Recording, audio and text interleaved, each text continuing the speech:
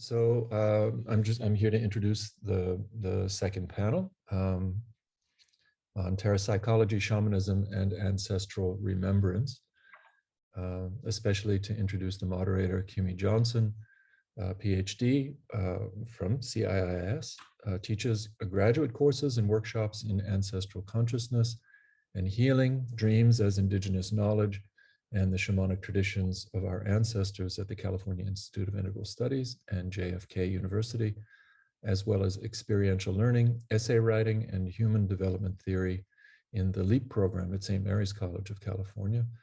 She completed doctoral work in consciousness studies, traditional knowledge at CIIS. Her scholarship, writing, and teaching explores healing modalities within familial, cultural, and earth-based traditions by examining what we have absorbed from our life experiences, our families, and our cultures. We are able to question assumptions and make choices that empower us all in aspects of our lives. And just a personal note, I get to work with Kimmy frequently, and Kimmy is just an absolutely lovely human being, wonderful to work with, and a beloved teacher and beloved elder within our community. And we're fortunate to have her here. So welcome, Kimmy. Bless you, Stefan. Well, I work with Stefan more often than he probably would like because I have more technical difficulties than probably anybody you know. And Stefan saves me frequently. Also, I just love working with him. I'm looking forward to hearing what Minerva and Elias and Orisha have to share with us. There's always more things to uncover and explore about shamanism, about a way of knowing that is ancient and that is certainly in the roots of all of our traditions. But if I could, I'd like to start us off with just, I'll rattle instead of drum because drumming doesn't work great over Zoom, and just a prayer. So if that's agreeable, I'd like to do that.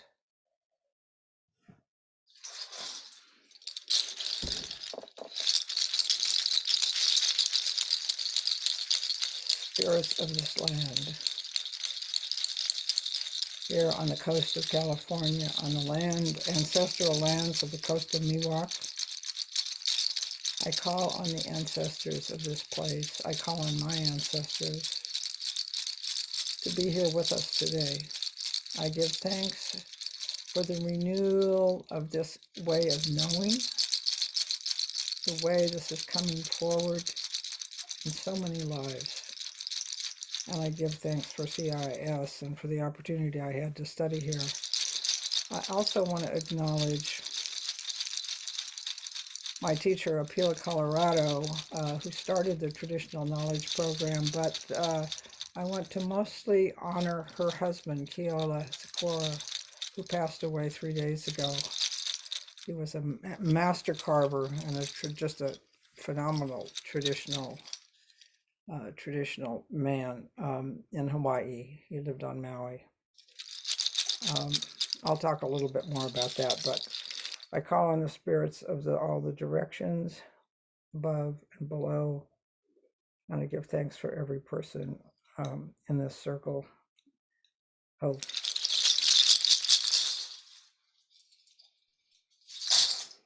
Thank you, Kimmy. now. What happens next? We introduce the first speaker. Okay. Who will be Elias. So Elias is an EWP PhD candidate, currently working on his dissertation titled Preparing to Become an Ancestor, Neurodecolonizing Practices and Perspectives for Palliative and End-of-Life Care. As a palliative care nurse practitioner, Elias brings concepts of ancestral healing and decolonization to patients, loved ones, and clinicians for deep healing of all generations. To ease existential suffering at the end of life, we must not merely turn to pills and pharmacies, but rather remember the songs of our grandmothers and the wisdom of our ancestors. Elias? Stefan, that radio voice, it just gets me every time. Mm. Especially when you read the title of the dissertation. Thank you. It's so good to see you all. I've been in dissertation land and haven't been zooming in with everybody, so it's nice to see everybody here. Some of you will know me as Brad or Bradley. I started going by Elias as a way to honor my ancestors who shared that name, as a way to deepen my connection with them. So, I'm still floating between both names, but that's why I'm going by that name right now. So I'm gonna share a presentation. Let's see, I'm gonna try to pull this up. Okay, 1 second. Okay, can you see the PowerPoint? Yes. Okay, thanks. So this is a presentation on a paper that I wrote for our mysticism class with Stefan. And basically, my work in hospice and palliative care has informed a lot about this inquiry. And just thinking about ancestral remembrance as a way to connect to something bigger, to what's out there. So when we were studying mysticism in our class, I was surprised personally to learn that a lot of the mystical traditions are rooted in larger religions. So there's sort of like Christian mysticism and Jewish and Muslim mystics. And when we were learning about this, it just got me thinking, how did my people connect to the divine or the Great Spirit or whatever term you'd like to use before monotheism, before the spread of the dominant religions? So that's what kind of led me here to explore this with you. So mysticism, I'll just share a little bit about the definition, and I think there's many definitions and ways to think about it, but in general, it's about a personal experience or union with the divine. And Carmody and Carmody kind of break it down into two thoughts. There's the essentialist view, which kind of stresses the sameness of the peak experience. So it's this idea that humans engage with the same ultimate reality or God or the universe. For example, a Hindu mystic has essentially the same peak experience as a Jewish mystic. Then you have the empiricist view, which emphasizes more of the uniqueness of the mystical experiences. So it emphasizes the importance of language and culture and history. So a Christian mystic's experience is unique to them. So those are kind of two schools of thought within the discourse of mysticism. So with that, I was reminded, and I've come back to this again and again, that we all come from a people who are indigenous to a place. The stories and the experiences of how and when our ancestors separated from their traditional lands and ways of being, it varies greatly between each of us. For some of us, we've been removed from our traditional lands for centuries. Others are currently living on the lands of their ancestors. Some were forcibly removed from their lands. Others chose to leave out of desperation, and some even sought adventure or new beginnings. And though the stories vary, the one thing that holds us together is that we all come from somewhere. And we come from a people who knew who they were before they were white, Black, Latinx, Asian, Native American. And the stories of our ancestors live within us. So these stories and traditional ways of knowing, the cultural practices, spirituality, they're all a part of the cellular fiber, or I think of it as a matrix that makes us who we are. Indigenous science has long known that the stories and practices and rituals of our people are a part of us. And thankfully, now through studies of epigenetics and neurobiology, Western science is starting to catch up. And I'll explain more about that a little bit later. But it's really through these stories that we remember who we are and where we come from. It's this idea of our connection to something much bigger. And I also like to emphasize that while we're not solely defined by our ancestors, they are a big part of us. So these stories and rituals are very powerful because our people, our ancestors, they were learning from the original teachers in very close union with the divine. So our ancestors, they learned from human teachers, but also plant and animal. They learned from the places. They learned from the water and the wind and the earth. So perhaps our traditional spirituality is actually the original mysticism. It's been developed over millennia by our people and the earth. And if you remember that mysticism is about a union or a connection with the divine, well, most of our ancestors saw these beings, the wind, the water, the earth, as divine. They were living a mystical life before it even had a name. So with this, I kind of posed the question to everybody, would you consider ancestral traditions and connections to be a mystical path?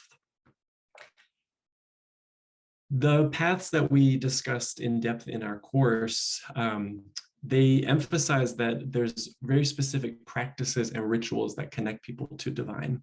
So for example, for Jewish mystics, exploring Hebrew letters is really important. For Sufis, the whirling and the poetry is how they connect. For Christians, following the 10 Commandments, having a belief in the Trinity, these are all really important parts to their experience. And what's interesting is these mystical traditions were all within mainstream kind of dominant religions. And what I appreciate is that the mystics were trying to diverge from the overculture in a quite radical way. And yet, at the same time, they were still embedded in it.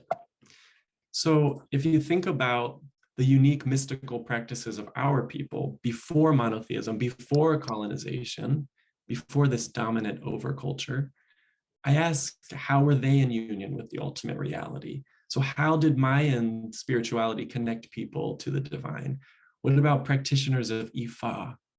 What about Native American traditions, the Basque people, the Assyrians of Mesopotamia, the Cometics of ancient Egypt, the Celtics? Would you consider these traditions, these practices, mystical? So it seems to me that by embarking on these paths, they are mystical paths, and they are unique for your people. They've been developed and passed down through millennia for generations. So I was speaking with an indigenous healer recently who plays music at intertribal powwows, and he was explaining to me that for some people, when they hear a specific type of music, that might be, for example, from their tribal community, that can be the stopping point. It gives them that spiritual experience. They've arrived, they've heard the music of their people. But for other people, they might hear that same song, and even if it's not the particular music of their people, he says it can be like opening a door. It can serve as this sort of connection point that gets them to the next thing, perhaps something more specific to their people. When I do Sufi whirling, this beautiful practice, I feel like my body wakes up to ancient memories. Some of my ancestors came from Syria, Lebanon, the Middle East. And for me, when I do this whirling practice or when I hear Arabic music, it's like these paths of remembrance come to the forefront. Another way that we can connect to this is by connecting to your ancestors or to the places of your ancestors. So if you don't know the traditions of your people, or you can't find the music, or you're not sure what your ancestry is, you can always start by connecting to your ancestors. And I always encourage people to just talk to them, check in, don't think too much about it. And also connecting with the land of the ancestors or to the places that raised you. What happens is when we start to consider and connect with these ancestors or traditional places, we often begin to remember more things. It's like that pathway sort of illuminates and leads us in a new direction. But how does that happen? Something I've been really, really curious about. And as I mentioned, epigenetics and neurobiology are now catching up to indigenous wisdom. So epigenetics, in a very brief nutshell, as an example, so a parent's experience, they experience something, then epigenetics, you get these little flags on the DNA. So think of things like culture, spirituality, trauma, resilience. These become little flags on the DNA, and then they get passed down to future generations, and then they become a part of us. So that's sort of the concept of epigenetics.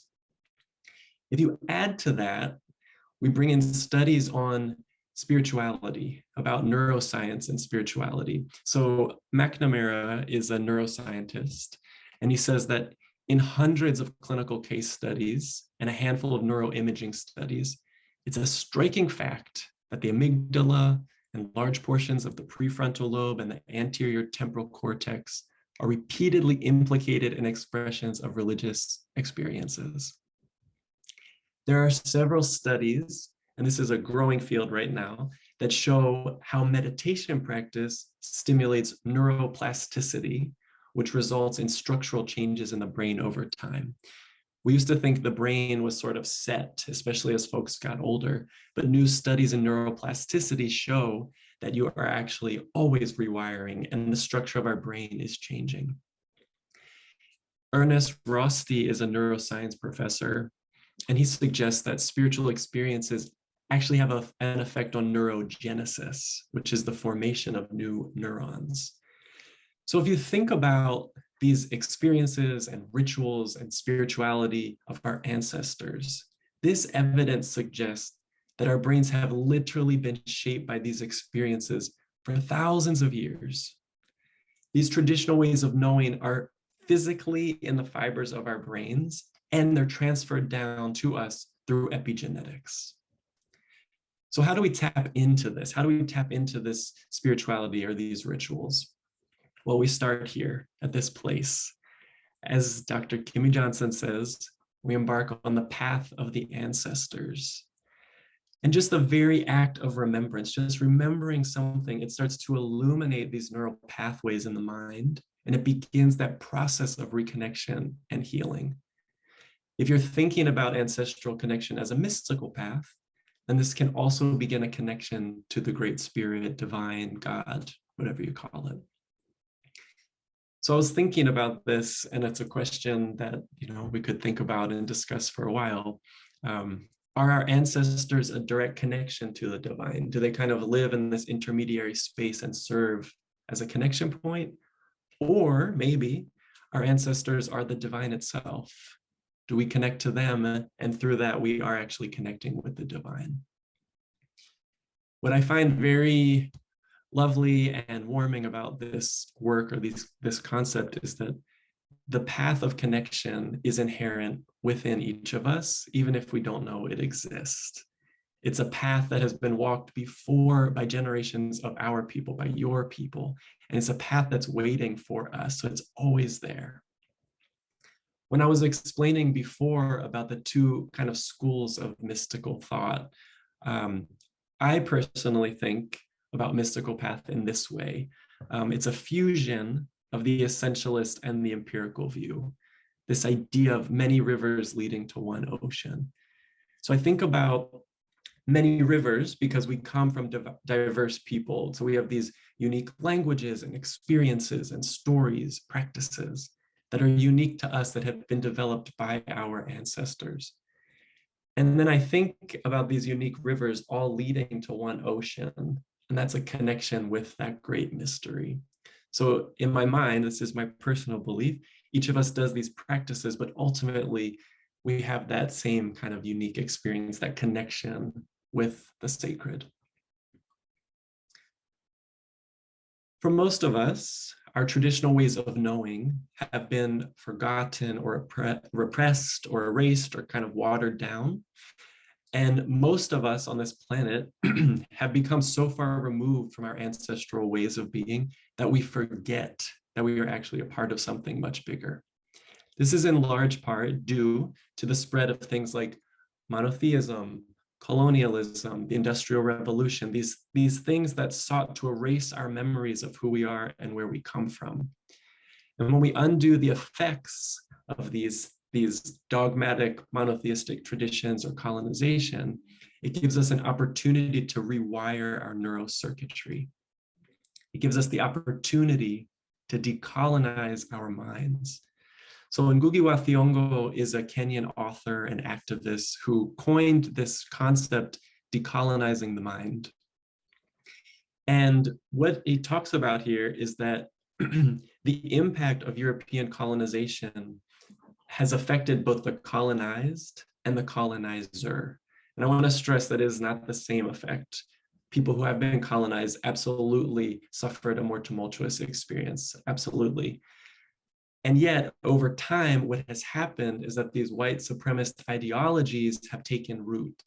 Things like empirical thinking as superior to traditional knowledge, white as superior to black and brown, rigidity, capitalism. These things have become ingrained in the majority of our psyches, and they've eventually become culture. So by decolonizing the mind, we question these, and we get to creatively bring in new ways of healing and knowledge and alternative ways of being. So that's sort of the concept of decolonizing the mind. Another concept that is really important to my dissertation and the work that I do with folks at the end of life is this concept of neurodecolonization. So I'm going to share an example and then I'll explain a little bit more about it. So personally, when I do this Sufi whirling, I feel these connections, these things light up. If I smell oud, which is a traditional incense from Arab countries, I feel things light up. When I think about my grandmother, my grandparents, or even, it doesn't need to be this kind of deep or spiritual, even if I think about her potato salad recipe, or I talk about this potato salad recipe with my mom and my aunts, what starts to happen is this neural rewiring in the brain. The new pathways illuminate, and that starts the process of neurodecolonization. So this concept was started by Dr. Michael Yellowbird, who's an Indigenous scholar, an activist, social worker. And he says that neurodecolonization is the deliberate use of exercises and activities to transform one's mind. This can be prayer or ceremony or potato salad. And the idea is that we're trying to encourage new beneficial brain networks through that concept of neuroplasticity that I mentioned earlier, to undo the harmful effects of colonization. So I had the honor to speak with Dr. Yellowbird about my research and expanding this concept of neurodecolonization. So he originally developed this specifically for Indigenous people. And I asked him and had this great discussion about expanding this to include the effects of kind of overculture and religion. Think about like the effects of the Christian Crusades or the Muslim conquest. We talked about expanding this theory to offer a path of reconciliation and healing for all people, not just Indigenous people, but white-bodied people of European descent, whose ancestors were split from their traditional ways of being, and then they subsequently caused immense harm to others, namely Black and brown-bodied people around the world. So as we were having these discussions, Dr. Yellowbird agreed that neurodecolonization can be used to repair these wounds. He gave me permission to expand on his concept, and that's how I'm making it a core part of my dissertation. He says that when ceremonial practices and songs and dance were outlawed or removed, Indigenous people's brain circuits, which were associated with hope and happiness and purpose, were reduced, inactivated, or deleted. So I want to connect this back to all of our ancestors who experienced this dilution or erasure of their traditional ways of being. So we have within our brain circuitry, within our psyches, these legacies of powerful ancestral spirituality and strength alongside the effects of domination and erasure and this neural rewiring. They go together, they're held together. And if we expand on the work of Dr. Yellowbird and Ngugi wa Thiong'o, we can rewire our brains for ourselves and our future generations. And remembering the traditional ways of our ancestors are the direct antidote to these negative effects. So I'm going to ask this question kind of in closing. What spiritual lineages are within you? What is in the medicine bag of your people? Have they held strong throughout history? Have they adapted to the times? Were they forcibly erased? Have they shifted to a mainstream religion? Do you have a blend of multiple views and traditions? Is it more of an atheistic or agnostic view? The path of the ancestors, it invites us to deepen our connection to what we view as sacred or divine, whatever that means to you. These paths are as diverse as each of us, and yet they remind us of our connection points that we have with each other and the world. They remind us of our interbeing, if I borrow that term from Thich Nhat Hanh. And what I think is really beautiful, and I've kind of explained this throughout this talk, but one memory leads to another.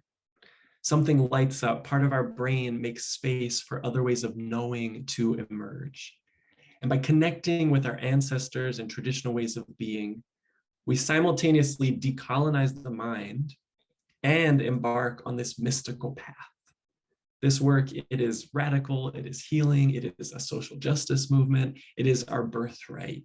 And I really believe that by reconnecting to our ancestors and these sacred ways of being, it is powerful medicine for the world's suffering. So I leave you with that and this picture of me when I was little with my grandma. So thank you so much.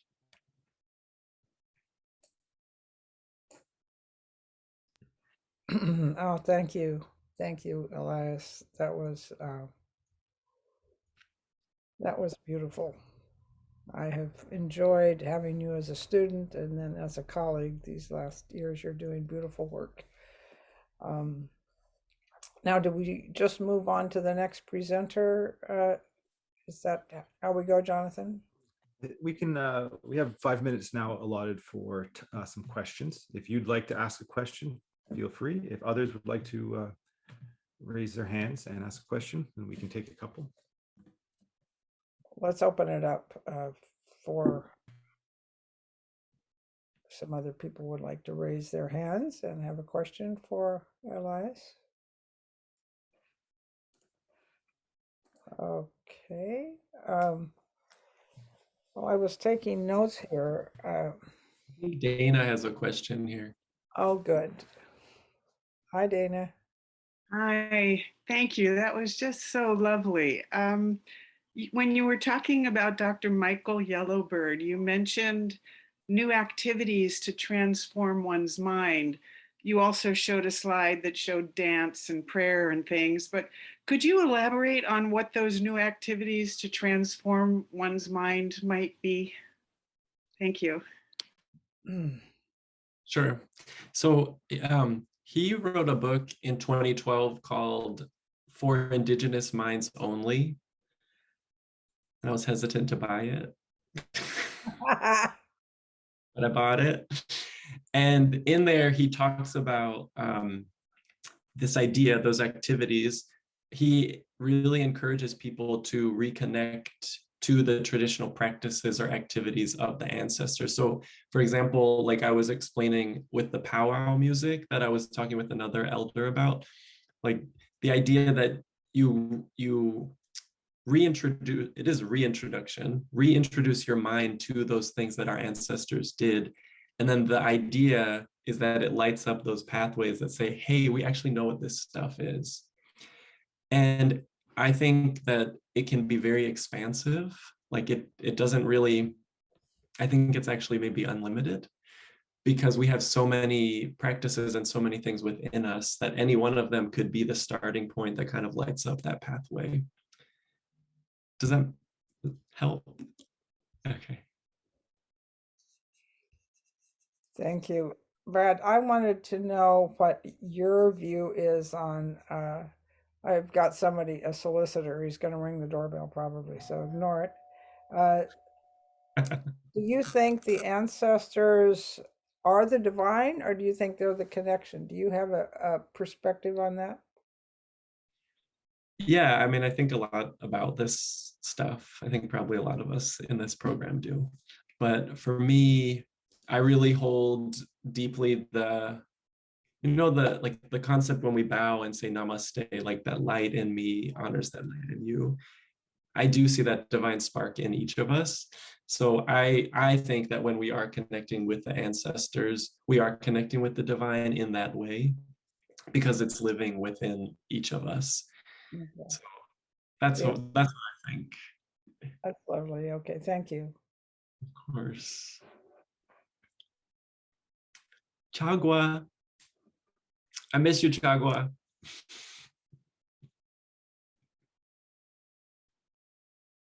Elia, thank you. I was shocked by trying to learn your name, a different name, but it's okay. It's good. It's nice to see you. Thank you for this beautiful presentation. Just one question to you. When you speak about ancestors, you know, as a Mesoamerican person of the world, we believe the ancestors carry our energy and we carry their energy. How you see that? How you see that the connection through the field of energy?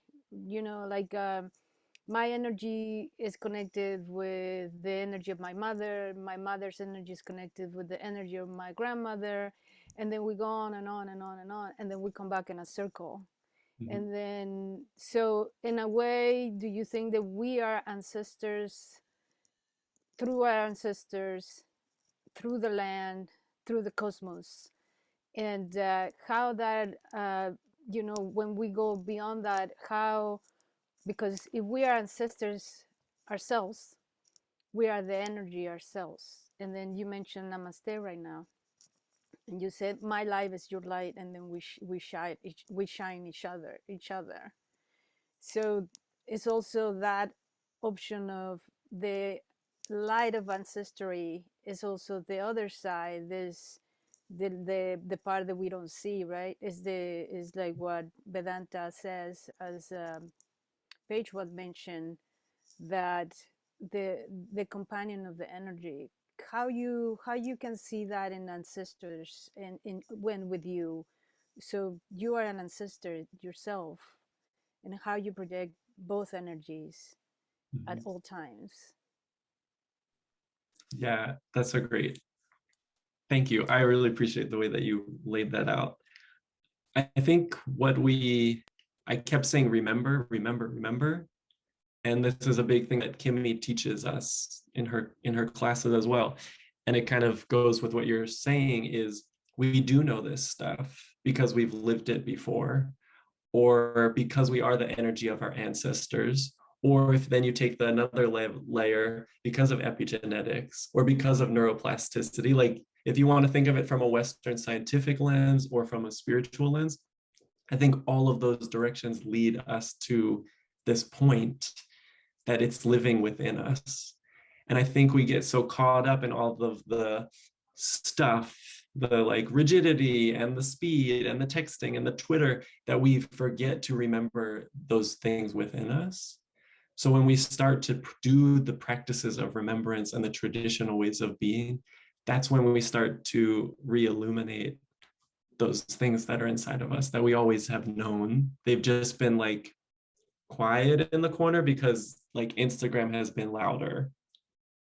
You know what I'm saying? Yeah. Hope that helps. Thanks. So we're going to have to move on to the second paper. So Kevin and Jean-Michel, if you want to hold your questions to the end, that would be much appreciated, just so we can get stay on schedule. I'll turn it over to Stefan to introduce the next panelist. Thank you, Jonathan. So I just want to ask Elias your forgiveness because I neglected to read the name of your paper, the title of your paper, which was Ancestral Remembrance as a Mystical Path. So I just wanted to add that here. The second paper, Ancestral Shrines as Place of Deep Research, will be given by Minerva Arias. Minerva is a queer Afro-Caribbean femme, initiated Oya priest and death doula, committed to pushing the Western boundaries and ideologies of the linearity of the death and grief process by bringing in her spiritual perspective into the conversation. She's also a yoga and meditation student and instructor, and Ayurvedic wellness counselor engaged in her own growth, alignment, and dismantling of generational trauma in order to create spaces for her community to discover their innate healing capacities, as well as understand that joy, laughter, and love are forms of resistance. Minerva. Thank you, Stefan. It's so nice to see everybody. I have to agree with Elias that being in pure PhD mode. It's just kind of like, oh, everybody, hi, humans. It's so nice to see everybody in the program. So for today, I am sharing a paper that I wrote for my Terrapsychology class. And before I begin, I just want to just kind of define, what is Terrapsychology. And according to our very own Craig Chalquest, it began as a deep study of presence of place. And then Terrapsychology evolved over the years into the deep study of our largely ignored and unconscious interdependencies within the multi-leveled presence of our living earth, including that of specific places, creatures, and materials. So the paper I wrote explores how deep research is happening for people with Orisha and/or ancestor shrines as a point of a sacred site connecting them with the presence of their lineage and nature elements. In Craig's book, Terrapsychological Inquiry, he describes how deep research brings the researcher right below the surface or just below the surface of mundane facts. But I believe that it also brings what is being researched and those who read the research to those same places. Deep research gathers richer information beyond the linear observations of understanding and organizing. Terrapsychology expands the knowledge base and the approach to research done within the field of psychology. So if research is systematic inquiry, then Terrapsychology enlarges this definition by acknowledging the earth and the aliveness of all of the elements and how to use these things as a methodology. But before we can explore how this deep research is happening for people with Orisha and/or ancestor shrines, I want to just briefly discuss what is Ifa. Ifa is a knowledge process, an archive of the collective unconscious that is over 15,000 years old. And it holds a very complex divination system of a binary code with endless improvisation. So you have 15,000 years of a methodology of deep research in the creation of sacred sites to work with the presence and energy cultivated at these sites. The divination system is one of the tools within Ifa that allows a human being to connect to the collective knowledge of that individual. And it is one avenue that fosters the synthesization of the human as part of this larger ecosystem. Another avenue of synthesization is our relationship with the Orisha that serves as our personal archetype during each lifetime on Earth. So there's two topics that Terrapsychology Inquiry explores. Two topics that Terrapsychology explores are presences found at sacred sites and exploring the terrain during the investigation of the topic. So these two topics are where I believe that spiritual practices of connecting with ancestors and/or with Orishas can be studied. So before we fully explore the why and how of this inquiry, let's just briefly break down the ontology of Ifa. So high priest in Ifa is called the Babalawo, and my very wise Babalawo broke it down for me in comparing the worldview of Ifa versus the worldview of Western psychology. He said, it's not a move towards individuation. It's a process of managing individuation within a collective.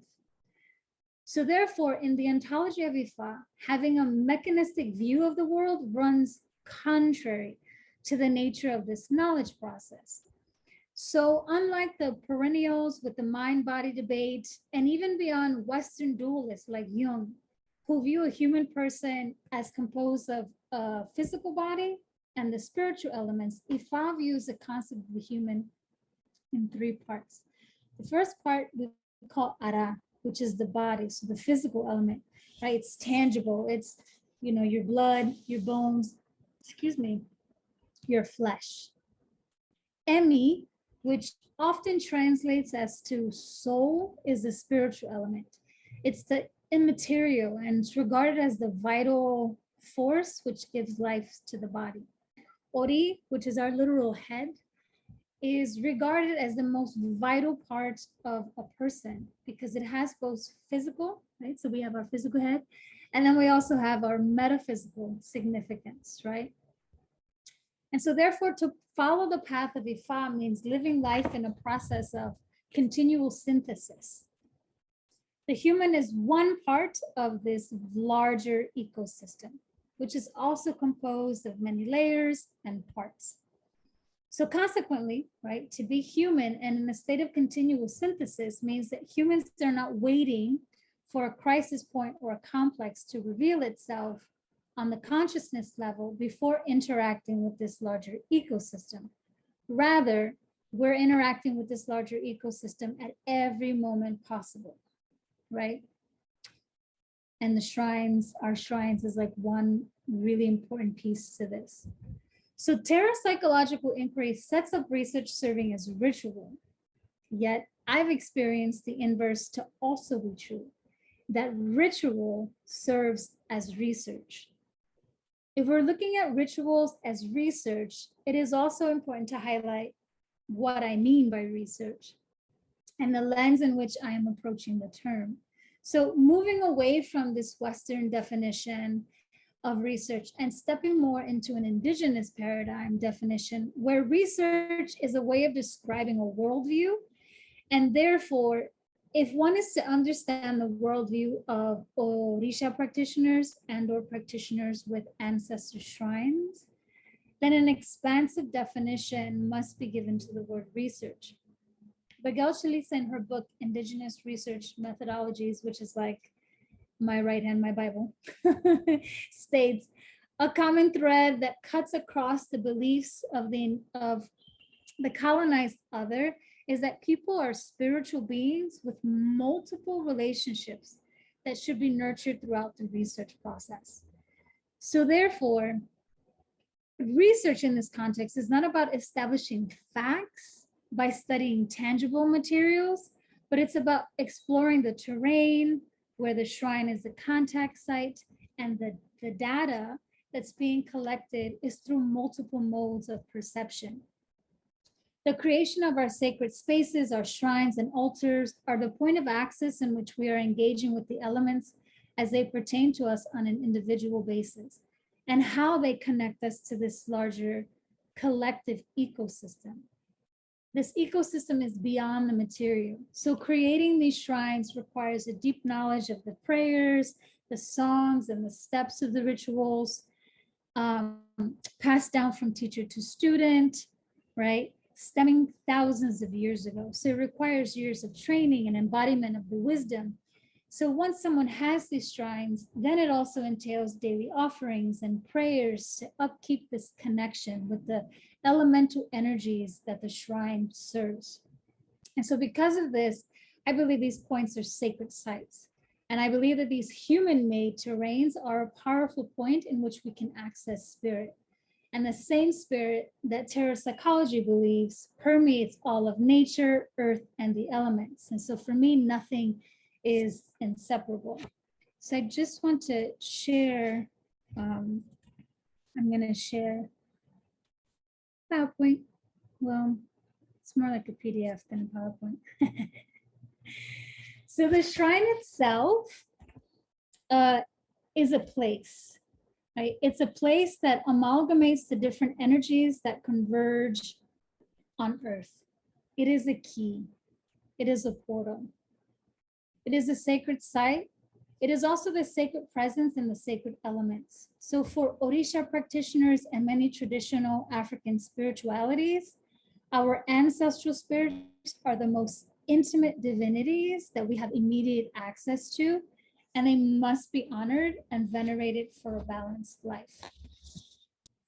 So this first picture, moving on to the next picture, right, is an Orisha shrine in the Lukumi image, right? So this shrine, this image shows a shrine that was built in Cuba for all of my Orishas during an annual celebration. So when you are an Orisha practitioner, you know, there are certain anniversaries that need to be marked throughout the year. And so this one was a really particular one, and the whole gang is there. And if you know, on the bottom of the picture, you can see kind of some of it. There are offerings, flowers, fruit, food that each Orisha likes, you know. And in the building of this, there was a lot of prayers. And then once it was built, there was drumming, and there was dancing, and there was celebrations, and there was also offerings that were done in order to be able to communicate directly with each Orisha to ensure that they were accepted. Sorry for that loud noise. So I'll pause the screen share for a second, just to continue the conversation, to say that, you know, to honor the ancestors, rituals are done. And shrines are built in all systems, regardless of culture. And I believe that there is deep research happening at these sites. And for that reason, these practices have maintained their strength throughout the test of time, and even the transatlantic slave trade. Aside from Ifa, one practice that is also found in the Caribbean is Espiritismo, with its ritualized system of honoring the ancestors using what they call la mesa blanca or the bóveda. And the literal translation of those words mean the practice of spiritism by creating a vault or tomb with a white table to honor the ancestor spirits. And this is how I first came into developing a relationship with my ancestors, right? So I'll share again so you can see. This picture shows what my ancestor altar looked like right before I moved from Oakland. And this particular altar took 5 years to build to this strength. And in the beginning, my altar was really simple. It was just a few pictures, a glass of water, occasional flowers, excuse me. And over time, as I sat and meditated in this space, the relationship with my ancestors deepened. My intuition flourished, my clairaudient sensibilities were nurtured, and I was able to strengthen the altar. The rituals that I was performing at this sacred site allowed for a deep research of my lineage and the elements around me. And so therefore, it allowed me to then add and strengthen the energy of the altar. So there was this beautiful cyclical, like they gave me energy, and in turn, I also gave them energy. Right. And so it allowed for this beautiful facilitation and interaction with the spiritual realm. And this interaction was providing a physical presence to what I was studying, even if at the time I didn't realize that it was a study, right? And the next altar, right?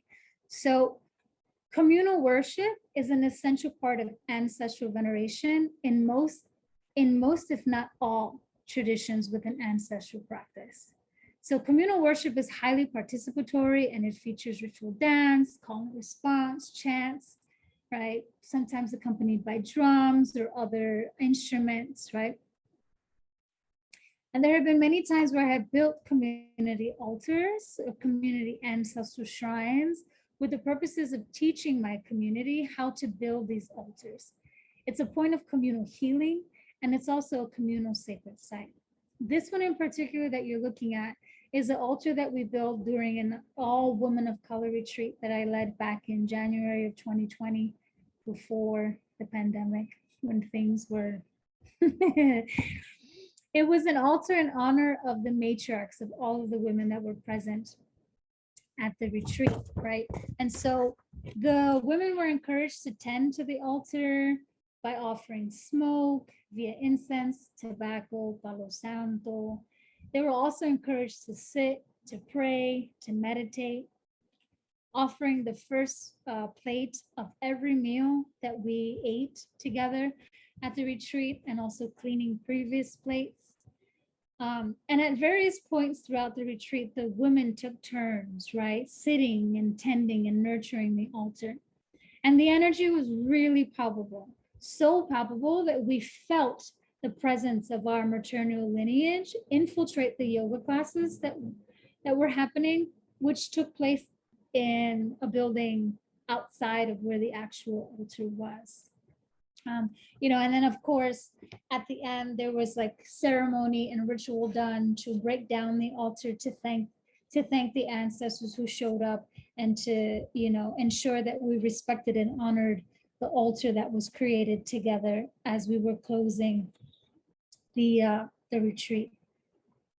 This picture is another communal altar, but this one was actually in the very public streets of Oakland, California during the pandemic. And, you know, one morning I woke up from a very, very clear dream state. The pandemic was in full throttle, and it felt like the world was undergoing a massive Aquarian revolt, with racial tensions reaching a new level of intolerance on behalf of the oppressed. And the ancestors said, build us an altar. And so, you know, very effortlessly recalling every single minute detail of this dream, like I had never done before. I called up everybody who appeared, and effortlessly we built this altar 2 days later.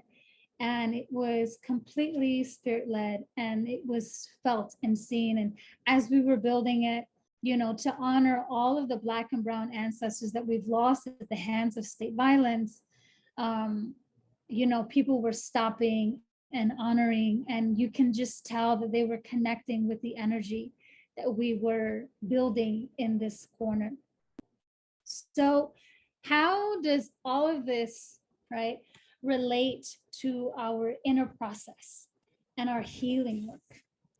And founding depth psychologist Jung believed that the psyche to be no less real than the body. And according to Jung, the psyche consists of two complementary but opposing spheres: consciousness and the unconscious. And within these two spheres, he believed there to be three levels to the psyche: consciousness, the personal unconscious, and the collective unconscious. Consciousness, by Jung's definition, is the function that maintains the relation of psychic content within the ego. And so our consciousness is that which we are aware of and is a small portion of our overall psyche. The unconscious, according to Jung, consists of all the contents in our personal unconscious that have lost their intensity, have been forgotten or repressed, and the collective unconscious, which holds our ancestral heritage of possibilities that are common to all men and even perhaps animals. So from this perspective, there's a convergence between our conscious perceptions and our personal and collective unconscious happening during this deep research at the shrines and the altars. The depth of involvement at the shrines and altars should be respected, and then when one feels ready to begin to create the dynamic between the realms. Creating these altars allows you to become the principal researcher of your life. Creating rituals to align and understand aspects of your psyche and human nature through the lens and guidance of your ancestors and spirits. And so I want to just share this with y'all, right? If you feel called to begin this research journey of creating an ancestral altar for yourself and your lineage, just bear in mind, you know, everything that I spoke about. And I want to offer you these suggestions and these prompts, right? Ask yourself, what kind of ancestral trauma needs to be seen and healed? Talk to your living family members and learn about your deceased members. When creating the altar, ensure that you have a clean mind and body and space. In my tradition, we don't put any pictures of the living on our ancestral altar. Spend time at your altar, meditate, have your morning coffee, pray, sing, dance, talk to your altar. And then remember, like any other relationship in your life, your sacred space will need your time, your energy, and your love. And so I want to end my talk today just by reminding everyone that everything is ceremony, and every breath you take is ceremony, Honor every moment as such. Drop into the present and feel yourself and expand into the world around you with every exhale. And from that connection, take your next step. And I just want to close by saying, Olodumare, Urumule, my Egbe, my Egbu, my Egun. And this is always, all of my PhD work is dedicated to my very special ancestor, my niece, Jade Idalis Diaz Arias. Thank you.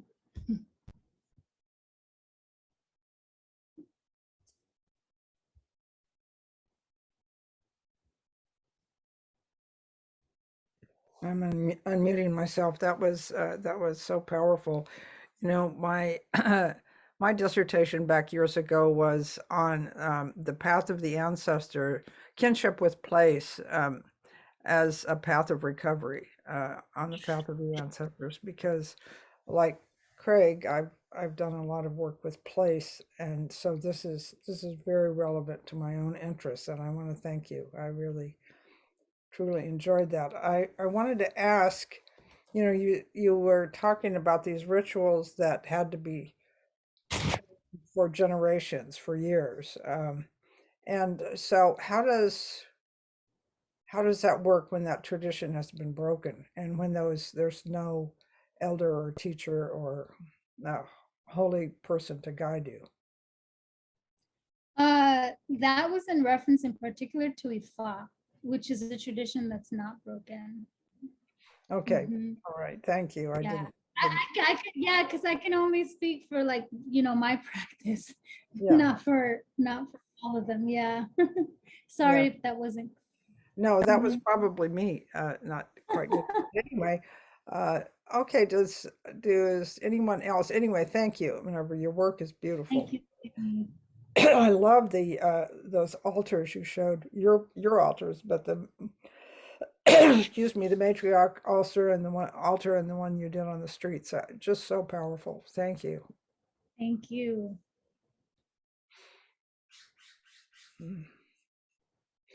Anybody else have any questions or comments for?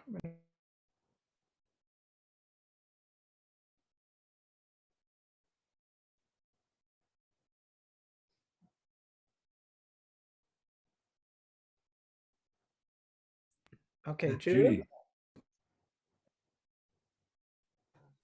Sorry, I'm on my iPad and it's like a totally different world. Wow, thank you so much for that. I really resonated with it. And I just finished Craig's class. So this idea, my question is more like a clarification question and a little bit of a comment, because you were mentioning shrine and altar almost as place. That's how I perceived it, like that within this idea of Terrapsychology, like what we learned in Terrapsychology, that it's almost like a portal, almost like a collective unconscious portal place. I don't know. So I don't know. I guess I just wanted to ask you to elaborate a little bit more your thoughts on that, because I find it fascinating. And even thinking about sit spot practices as like your sit spot could be your altar as a place. So anyway. Yeah, so I remember when I was taking the course, like I got really excited, and Elias might remember because we took the class together, and I called him and was like, you know, and what about this and da da da da da. And it's exactly that, right? So in Terrapsych, in the class, you know, in the book Terrapsychological Inquiries, basically kind of showing the methodology, right, of terrapsychology. And a lot of the stuff that Craig talks about is, you know, going to a place, right? So like going into like nature, or like connecting with nature, or just different things in that way. And for me, you know, just from my personal practice and from engaging in shrines and altars and having this relationship, I'm like, yeah, but we also have the ability to create that space, to create that place, right? And so, you know, shrine, like Orisha shrines and ancestral shrines and altars are a place. Like they are that place, they are that portal, they are that key that can connect you, right? Because terrapsychology is saying like, let's go back to like what psychology really means, right? It's not just about the mind, it's about our psyche, it's about our soul, and connecting with the earth again. But when you have these indigenous practices and these earth-based practices that see everything in that way, and then also have these like concentrated areas like that, there is research happening there, right? So yes, that is what you said is correct. That is exactly what I'm saying, that like shrines and altars are a place that deep research can happen. Yeah, into like, your own lineage, your own psyche, the collective unconscious, and beyond, right? So yeah, thank you.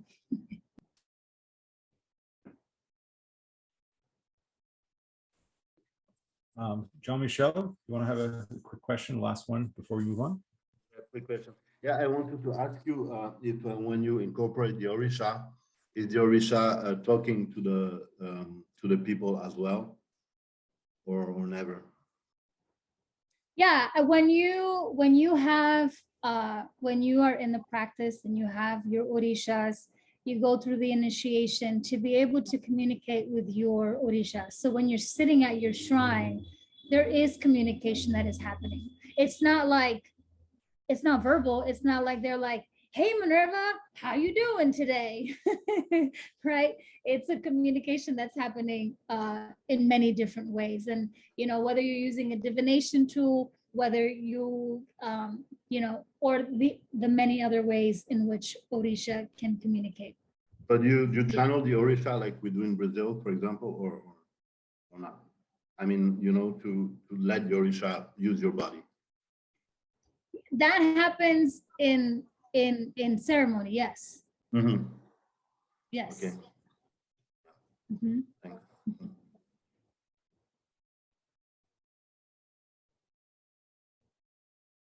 Once again, thank you so much, Minerva, for what you're doing, for the healing you're bringing and the remembering. It's lovely. It's wonderful. I'm sure your ancestors are proud of you all the time, but particularly today. Okay. Thank you. They're all behind me on the wall in the pictures. Yeah. Okay. Thank you. Okay, Stefan, do you want to introduce the next panelist?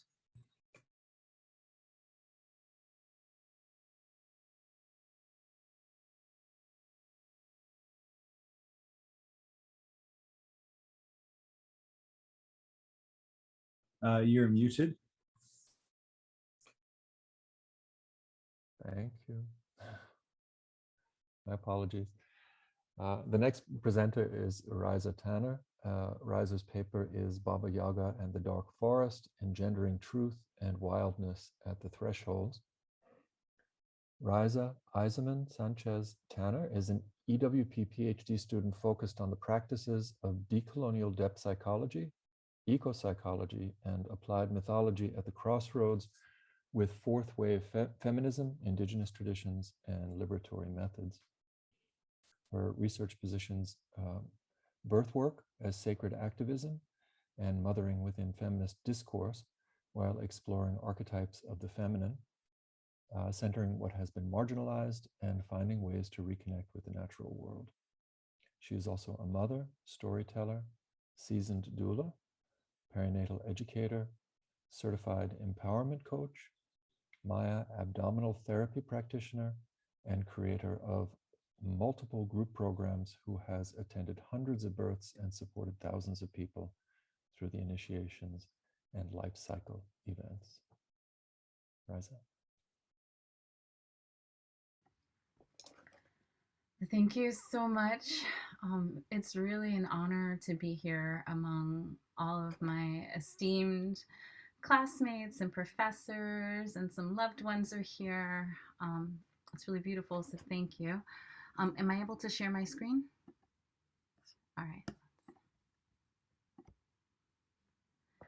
So as Stefan said, my presentation is called Engendering, hold on a second. Engendering Truth and Wildness at the Thresholds, Baba Yaga and the Dark Forest.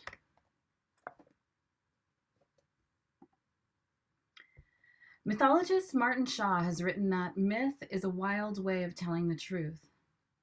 Myth is a wild way of telling the truth. In these challenging times, I contend that both truth and the wild in ourselves and in the natural world are endangered. We are a society on the precipice, at the edge, at a threshold.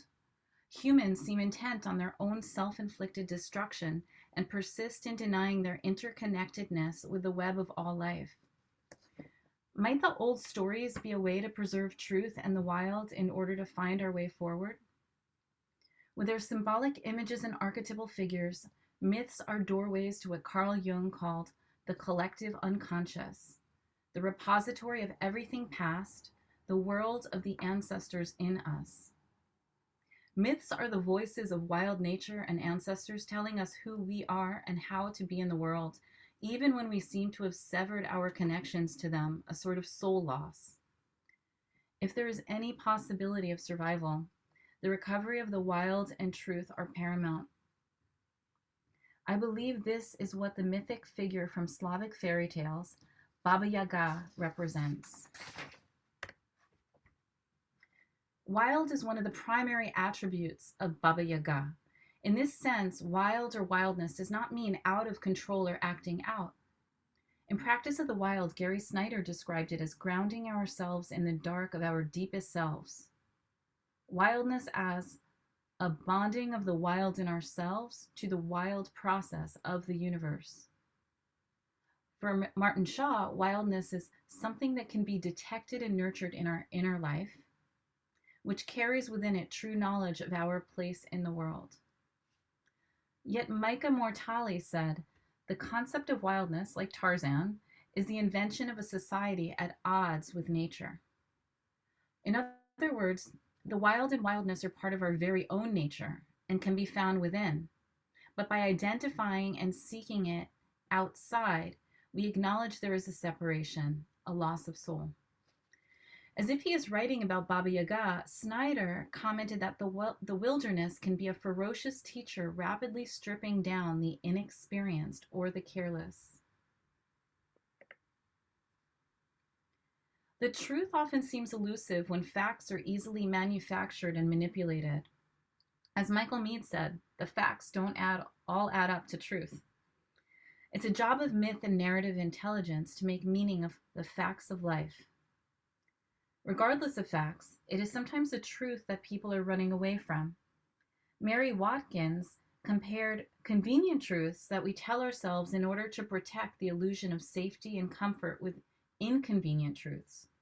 She says, inconvenient truths can only be engaged if we open ourselves to being destabilized, disrupted, and challenged to change ourselves and our relationships in ways that are unfamiliar, unsettling, and even extremely difficult. Inconvenient truths disrupt established certainties, breaking open brittle protected boundaries, disrupting defensive and often entrenched patterns of thought and action. They require processes of reconceiving ourselves, our understandings, and the commitments that undergird the basic decisions and paths of action in our lives. Baba Yaga represents the truths we don't want to face because it means the death of beliefs and ways of being that are bound up exclusively with ego. After such an encounter, there is no way of going back to how things were. Echoes of mythic figures are everywhere, embedded in art, literature, pop culture, media, and merchandise, reminding us that they are still present and can't be silenced. Baba Yaga, a wild witch of the woods in Slavic cultures, is one such figure who has been reappearing in popular books, television series, and as a fierce feminine icon. Depicted as an old woman or hag, her ambiguity, association with natural cycles, and status as a psychopomp inhabiting threshold locations suggest a connection with ancient goddess traditions and an ecological consciousness. Perhaps her image shows up because it is time to listen and learn, to risk the unknown of apprenticeship and initiation with wildness and truth. Baba Yaga appears in countless magical tales from Eastern Europe, but she is never the central character, even if her role is central to the story. We get to know her through the encounters of a hero or heroine whom she helps either willingly or unwillingly. They come to her, and when they do, it is indicative of a pivotal moment that will move their quest forward. A threshold, so to speak. I chose to work with the story of Vasilisa the Beautiful, which is considered a Slavic variation of the Cinderella tale. It follows the heroine's journey or maiden's quest of maturation and development, initiation and integration, known as individuation to Jungians. I found personal resonance with the story. Like Vasilisa, I recently lost my mother, and this has led me to the edge of the dark forest to connect with her blessing as I practice seeing in the dark and learning night vision. According to Clarissa Pinkola Estes, seeing in the dark has to do with trusting instinct and intuition, and it means seeing both through the eye of soul and the eye of ego simultaneously. Similarly, Mary Watkins described night vision as the ability to see the relationship between culture and the psyche in order to bring about healing and restoration at the individual, community, and human environment levels. If we map this out, Vasilisa the Beautiful is the story of a girl who is orphaned when her mother dies and her father remarries, leaving her with a jealous, malicious stepmother and her 2 daughters who persecute the girl. However, the girl was given a magical doll and a blessing from her dying mother, who instructed her to ask the doll for help when needed and keep the doll a secret. The doll, which is really an ancestral talisman that comes from an ancient tradition, comforts, protects, and assists Vasilisa in completing all of the housework she is given. All Vasilisa needs to do is feed the doll. While the father is away, the stepmother moves the household to the edge of the forest in which the dangerous witch, Baba Yaga, lives and unsuccessfully devises numerous errands that she hopes will rid her of Vasilisa. One evening, the stepmother and stepsisters make the fire go out as part of a plot to send Vasilisa into the dark forest to get light from Baba Yaga, intending for the girl to be devoured by the witch. With her doll's help, Vasilisa walks through the night and another day in the dark forest to Baba Yaga's house, witnessing 3 riders on the way, 1 red, 1 white, and 1 black, the colors of alchemy, a symbol of psychological transformation. Vasilisa arrives at the clearing where Baba Yaga lives in a house on chicken legs, which turns around and is surrounded by a fence made of human bones, accented by skulls with eyes that glow in the dark. A house of horrors. The witch flies in on a mortar and pestle, demonstrating that she can grind something or someone to the essence, but that she may also have medicine. The mortar's vessel shape is reminiscent of the womb, the pestle phallic, suggesting that she oversees fertility in her archaic function as an earth goddess. What witch doesn't have a broom? Baba Yaga uses hers to sweep her tracks because she is not to be trailed or pinned down. Baba Yaga announces that she smells a Russian to signify that one has entered another realm, no longer the kingdom of Rus, and that instinct reigns here. With her large beak-like nose, her long droopy breasts, pointy iron teeth, and bony leg, she is fearsome. To look at her is to face what we don't want to see and accept the devouring dark side of nature and of the feminine.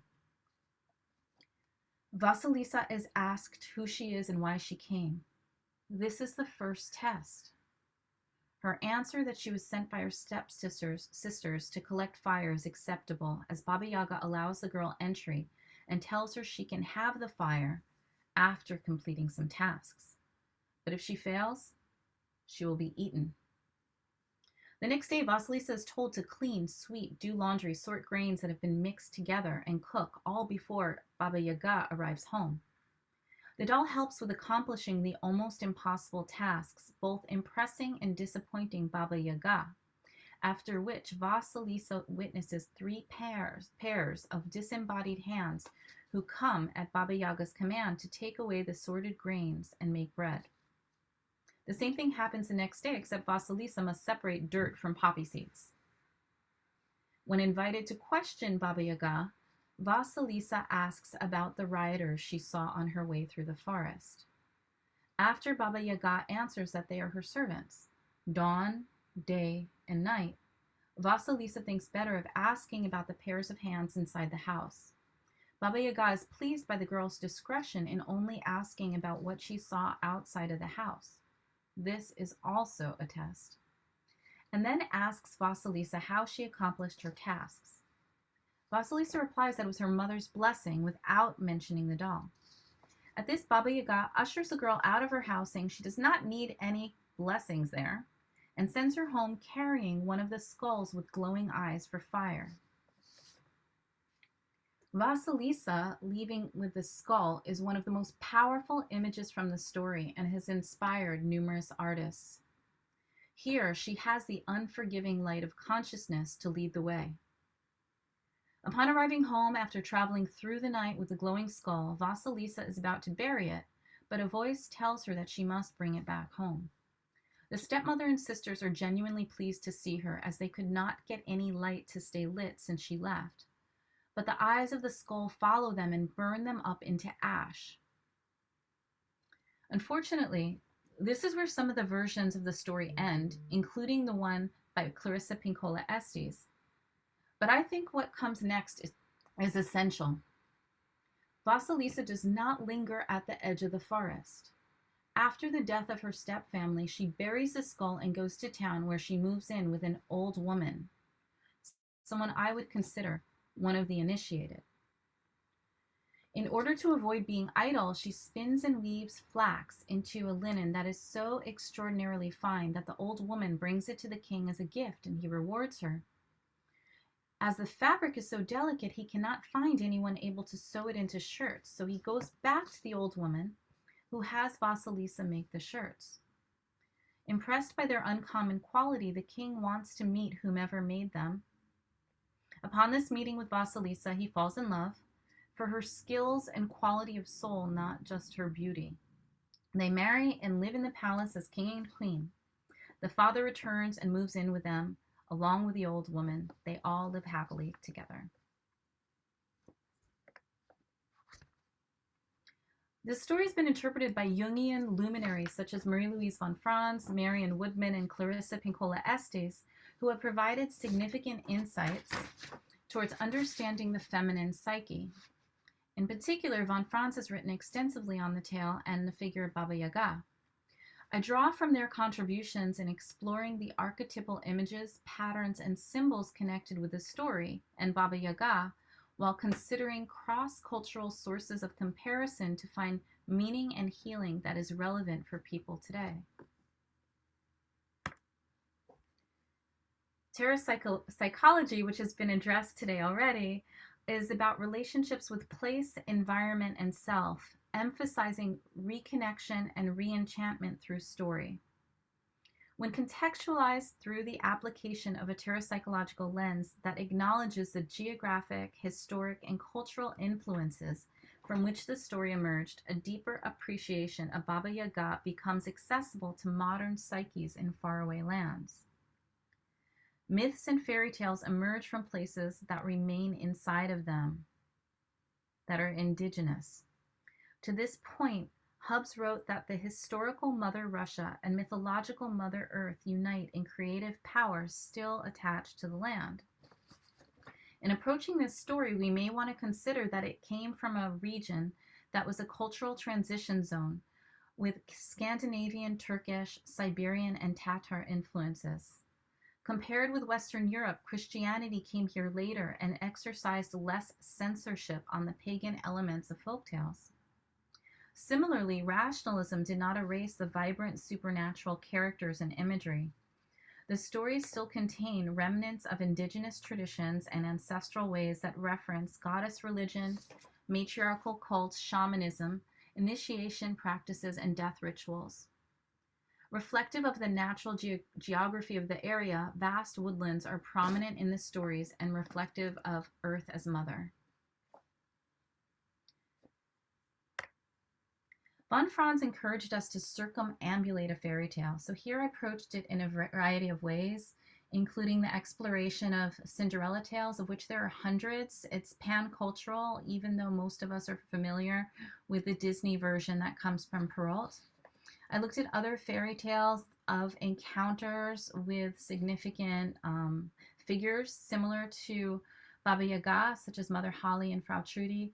I looked at other Baba Yaga tales. John's counts at least 400 of them. Some well-known ones are the Tsar Maiden and the other Baba Yaga stories 1 and 2 by Asaniev, he's basically the Russian Grimms.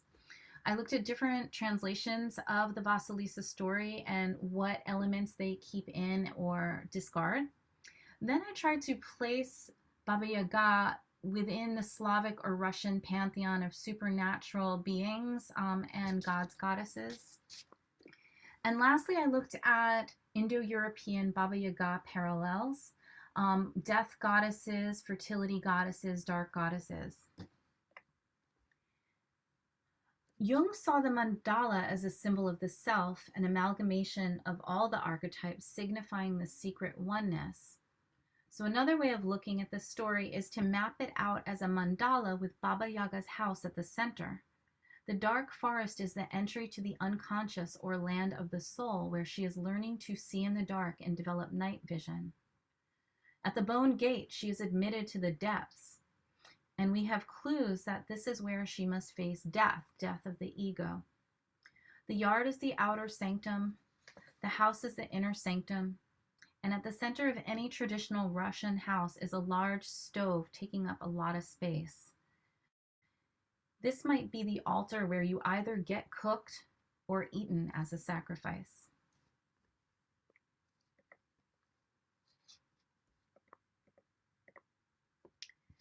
An awareness of the Slavic significance for some images allows for deeper archetypal meaning. The doll in the story is not a toy or external symbol of intuition, but a protective talisman and ritual item rooted in the culture from a tradition going back at least 800 years. Most people are familiar with Russian nesting dolls called matrushka, little mothers, but there are also bereginya and motankas, which come from Ukraine. They are made ritually of natural materials without scissors or needles, sometimes incorporating herbs or seeds. They signify a connection to ancestral lineage, a mother's blessing, and the Earth Mother, which can be seen in the embroidery motifs and other associations. They do not have eyes in order to keep out bad spirits. I ordered mine from Ukraine a few days before the Russian invasion, and by some miracle, she still arrived from Kiev. I'll share her here. The doll and imagery in the story relate to Mokosh, or Moist Mother Earth, the Slavic Great Mother Goddess. There are more symbolic images we could amplify in the same ways if time allowed. But I'm gonna go to here to finish up. Jung saw the number 4 as a representation of totality. Von Franz noted that fairy tales were full of quaternities, and there was a mathematical structure to stories that could predict where they were headed. It usually started with an imbalance that had to be transformed. At the outset of the story of Vasilisa, we have a feminine quaternity with a step family, which indicates that something needs to change. There's no masculine, and Vasilisa is outnumbered by the shadow feminine. Then Vasilisa's journey is mirrored by the mothering arc and healing of the mother complex. So we have her going from the good mother who dies, but lives on through her blessing and the doll, her ancestral connection, to the evil stepmother and shadow with all of the projectiles. And this moves her on to an encounter with the great mother. And in this encounter, she's able to assimilate the influences of the good and the bad mother, resulting in the ability to engage a surrogate mother figure positive mother in the old woman, where there is a relationship that is balanced and interdependent. This carries her to the final outcome with a quaternity that is balanced. Note that unlike Cinderella, who becomes a princess, she is queen, sovereign, partnered with a king, not a prince. So from this encounter with Baba Yaga, we can learn to engender truth and the wild in some of the following ways. Healing the mother complex and reconnecting with the divine feminine through accepting of dark and light, knowing death in service of life, coming face to face with the uglies, claiming ancestral blessings, healing soul loss by retrieving projections. We learn to respect taboos and complete the tasks set out for us by honoring boundaries and approaching any yagas that we meet with respect, not probing the mystery, doing the work and completing the initiations that we begin. Learning to sort, learning discrimination and discernment, keeping one's inner home in order. We also learn to develop night vision and the practice of seeing in the dark, to feed the doll, feed instinct and intuition, and see through the eyes of soul and ego simultaneously, to contend with the inconvenient truths that may force us to change, release victim mentality, and learn how to transform loss and fear. Lastly, we learn about aligning with the natural order and justice. Vasilisa doesn't seek revenge. Nature's wisdom is not personal nor moralistic. We are told to let sleeping dogs lie and know when to move on, to think beyond dualism and binaries, and awaken ecological consciousness. Thank you.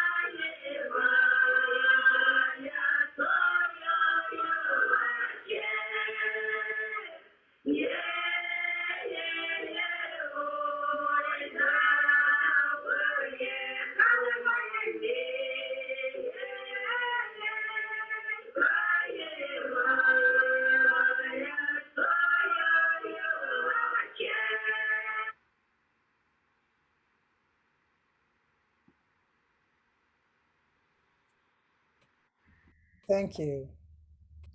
I want to honor your mother, her memory, and really acknowledge, the loss of the mother is, I don't know, the world is never quite the same after our mothers pass. So thank you for that. I wanted to add, well, I just wanted to comment on the You know, it strikes me that when I'm teaching shamanic practices, one of the things that I say, and anyone who's my students here has heard it, is that in all of the traditions I've looked at from all over the world, ultimately the goal of the practice is almost always, not always, but almost very frequently, the restoration of balance. Something's out of balance. And the shamanic practice, whether it's shrines and rituals, whether it's ancestral, you know, communication, whether it's dance, whatever it is, the purpose of that, of the journey from above to above below, is to restore balance and bring healing to the community. And I don't know, in my life, which I will be 79 next month, I have never seen a time when this culture, this society, needed the restoration of balance more than it does now. So it's just beautiful that you all are doing this work. I believe it makes a difference. It certainly makes my heart happy. So I wanted to, let's see, are there any other comments or questions for Reise? And if not, I was just going to show you something that, share something with you all. Anybody else? Jonathan, I'll speak. I think that we're out of time, Oh, so okay. please finish up. Okay. Yeah. Well, I wanted to honor Keola Sikora, who was the sacred wood carver, Apila, Colorado's husband, who made these beautiful, beautiful ceremonial objects that he gave to me. And when he was recovering his traditions, double-hulled canoe sailing traditions, they were building it. He had a crew, and at night they would finish, and he would have no idea what he was going to do the next day to try to construct this canoe that could travel all over the Pacific. And he would have a dream, and the ancestors would show him simply the next piece of work, not the whole thing, just the next piece. So pay attention to your dreams. There may be something that you're going to be given tonight that will help you create the double-hulled canoe you need to sail through your life. I want to thank Jonathan and Stefan and all of you for doing this, putting this together. And I want to thank the presenters who have done just a brilliant job. So I feel honored to be here. Thank you. I'll turn it back to Stefan or Jonathan, whichever one wants to take it. Thanks so much, Kimmy. Jonathan, will you take us out? Yes, thank you so much, Kimmy. Thanks to the panelists. It's been very beautiful, moving, and compelling presentations. And we'll take an hour break for lunch and come back. And hope you join us for the third panel, Psychosexuality and Dismantling Internalized Oppression, with the moderator in Human Sexuality Department, PhD candidate Giovanni Trimble. So we'll see you after lunch. Thank you all.